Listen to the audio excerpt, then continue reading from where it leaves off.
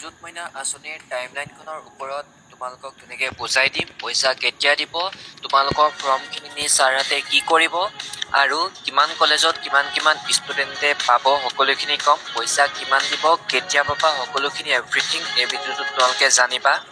আৰু যিখন টাইমলাইন ওলাইছে এই টাইমলাইনখনৰ ওপৰত তোমালোকক ধুনীয়াকৈ বুজাই দিম কোনটো কথা কি কৈছে।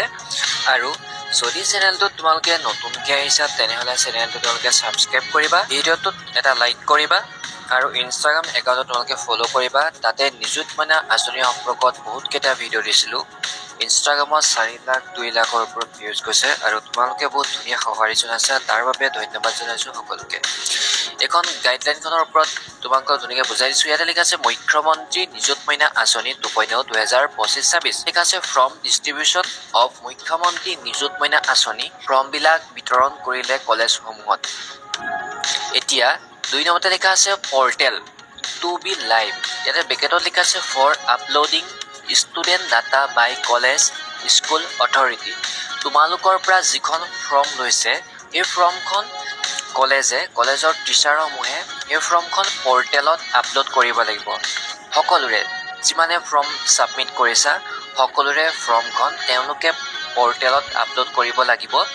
পৰ্টেলত আপলোড কৰা ডেটটো 7 আগষ্টৰ পৰা ষ্টাৰ্ট হৈছে। ইয়াতে লিখা আছে 3 number portal to be close 5 September 2025, মানে 5 ছেপ্টেম্বৰ 2025লৈকে থাকিব লাষ্ট ডেটটো। এইটো তোমালোকে কৰিব নালাগে, এইটো কলেজৰ টিচাৰবিলাকে কৰিব। তেওঁলোকে নিযুত মইনা আঁচনিৰ যিটো পৰ্টেল দিছে তেওঁলোকক সেই পৰ্টেলটোত তোমালোকৰ ফৰ্মবিলাক আপলোড দিব, তোমালোকৰ বেংক পাছবুকবিলাক আপলোড দিব, তোমালোকৰ ডকুমেণ্টছখিনি আপলোড দিব। এতিয়া লিখা আছে 4 number data to be uploaded in the SBI portal 15 September 2025। যিখিনি তোমালোকৰ পৰা ডাটা কালেক্ট কৰিছে সেই ডাটাখিনি SBI পৰ্টেলত তেওঁলোকে 15 ছেপ্টেম্বৰ 2025ত তেওঁলোকে আপলোড দিব। আৰু লিখা আছে 5 নম্বৰটো চেৰিমনি ডিষ্ট্ৰিবিউচন অফ চেকছ অক্টোবৰ 2025। তোমালোকক চেকবিলাক অক্টোবৰ 2025ত দিব। অক্টোবৰ মাহত নিযুত মইনাৰ আঁচনিৰ বাবে পইচা পাবা। এতিয়া আহিলে পইচা কিমান হ'ব। যিখিনি higher secondary first year, higher secondary second year তেওঁলোকে পাব 1000 টকাকৈ।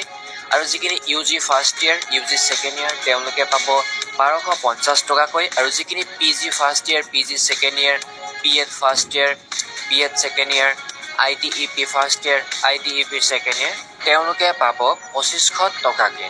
ঠিক আছে, এইখিনি তোমালোকক এমাউণ্টখিনি কথা কৈ দিলোঁ। তোমালোকে সুধি আছিলা ফৰ্মখন ছাবমিট কৰা লাষ্ট ডেট কেতিয়া। চব কলেজত ছাবমিট কৰাটো ডেটটো বেলেগ বেলেগ হয়। কিছুমান কলেজত 13 তাৰিখে বিচাৰিছিলে, কিছুমানত সোনকালে বিচাৰিছে। তোমালোকে যেতিয়া বিচাৰিছে কলেজত তেতিয়াই জমা দি দিবা, যিহেতু 5 ছেপ্টেম্বৰলৈকে পৰ্টেলটো খোলা থাকিব।